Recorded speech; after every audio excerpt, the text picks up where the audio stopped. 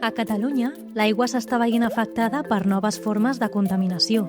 Substàncies químiques com els productes farmacèutics, cosmètics i d'higiene personal arriben a l'aigua i són difícils d'eliminar.